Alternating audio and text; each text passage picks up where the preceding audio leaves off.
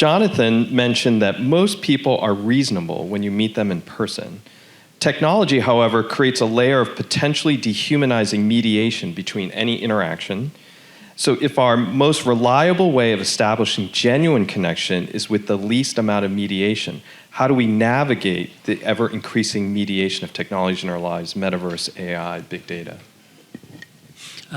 So what came up in our discussion over here is that it's a social dilemma, it's a trap in which most members of Gen Z that I've spoken with, born after 1996, understand that the technology is in many ways bad for them and is partly responsible for the gigantic increase in depression, anxiety, self-harm, and suicide that began in 2013, the very year that so many young women got on Instagram. But it's hard to get off if you're the only one. And so recognizing that young people in particular are all trapped in this, you have to come together to break the trap.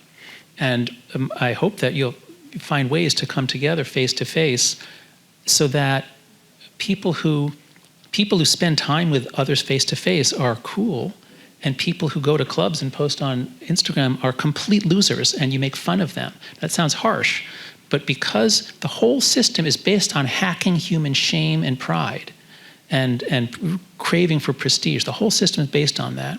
And we are so deeply trapped that we need desperate measures to break out. And so if using shame and love, if using strong emotions is the only way to break a generation out of the trap, that might be the only way to save them. The rate of depression and anxiety is stunning. It's now about a third of young women are recently depressed or have anxiety problems. It's a more than 100% increase just in a few years.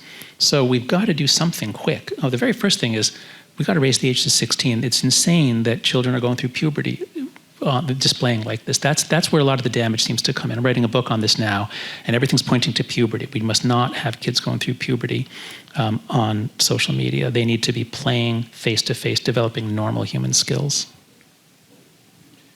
Do you have any other thoughts to add to that? I would agree, actually, on that.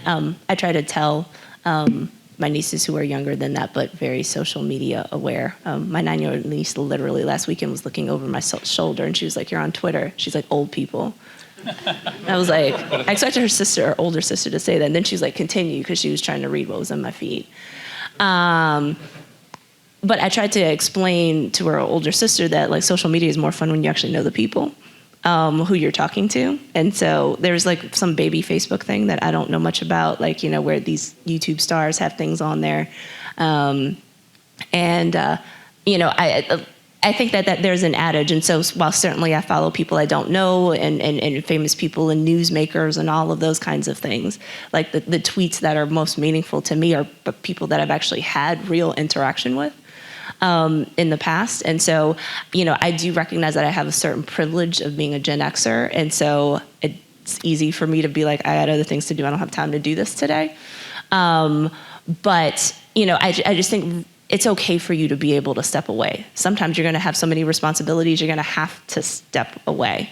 And I think it's important for us to realize that we were made to live in community with each other. For Christians, this is why, and this was really hard for me kind of post-COVID, not that we're completely post-COVID, but like once vaccines were kind of readily available, we were kind of over the Omicron wave. It's why being actually in church is important, like physically there and not just watching online.